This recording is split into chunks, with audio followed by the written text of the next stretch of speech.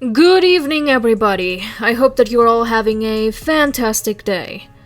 So, it's been a while since I've made a video like this, a long while, and I do certainly believe that those that remember how things were when I was still a commentary YouTuber will be thrilled at the return of the format, but I saw the situation blow up on social media, and honestly, I felt the need to give my 2 cents that no one is going to listen to, let's be real, from somebody that's not only paid attention to how these situations function as a fan, but also has personal knowledge of how creators react to and deal with drama behind the scenes. And let me just say that all of this, isn't surprising and it isn't abnormal. The JakeNeutron and Kitten's Knee situation didn't shock me. What shocked me was people's shock about it, because every single time I think fans have learned their lesson, I come to understand that the trap of parasociality is far sweeter to most than actually learning from the eternal mistake that is holding creators as paragons of moral virtue. The reality that not many fans are willing to acknowledge, and even less actually give an honest fuck about, choosing instead to disregard allegations completely, no matter how truthful, for the sake of their own personal comfort, is that a majority of creators have a measure of shady business behind them. Terrible behavior from a creator is, 9 times out of 10, only acknowledged publicly by fellow creators if it serves them in some meaningful way. If the truth about a known figure in the online community coming out would more than likely negatively impact the bottom line of their close associates than actually serve a purpose beyond, bringing awareness and helping a victim bring the person that hurt them some accountability, which I can bet you the remainder of my will to live that most of these popular cunts don't actually give a fuck about, then they will help the big creator hide it. They will aid in silencing the victim. Just like how JakeNeutron had an entire Discord chat of his friends bully and harass Kitten's Knees into retracting her statement, which there is actual proof of that, just like how there is actual proof that Jake indeedly drew CSAM of fucking real minors and called a rape victim a monster.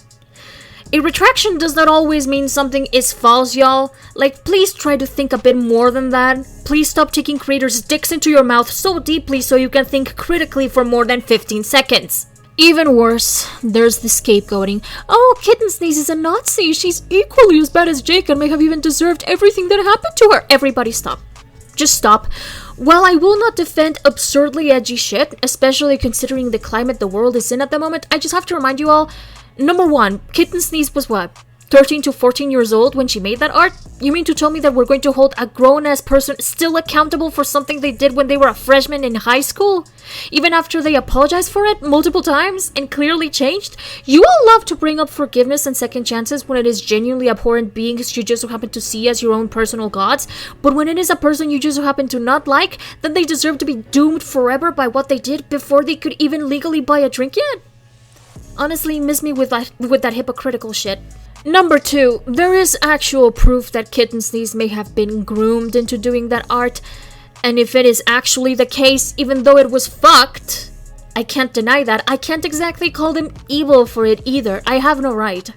I also have done bad shit as a kid because older people told me it'd be a good idea. It's far more normal than you all think. And now, finally, number 3, nothing that Kitten's Knees could have possibly done justifies what Jake did or makes what Jake did less bad. He drew child sexual abuse material of real-ass minors and didn't even apologize. His apology was fucking garbage, and he's blocking anyone and banning anyone from his server that brings it up in his vicinity. It's fucking absurd. It's coward behavior, but as I said previously, it's not new either. Once they reach a certain point, many creators will lie about and bully and threaten, many of them with fake legal action like cease and desist threatening the equivalent of slap suits. Like, seriously, what's with big online people and thinking that just because you call something that they've done garbage, that's enough of a ground to stand on to claim defamation?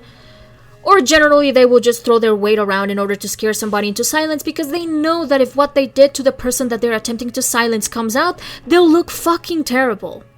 Their associates help them because they gain nothing that's actually important to them by actually siding with the victim. And if the victim's story actually does come out eventually, a half-hearted, meaningless apology will be enough to save their asses more than half of the time, because their fan bases stand for nothing, just like how these creators themselves stand for nothing.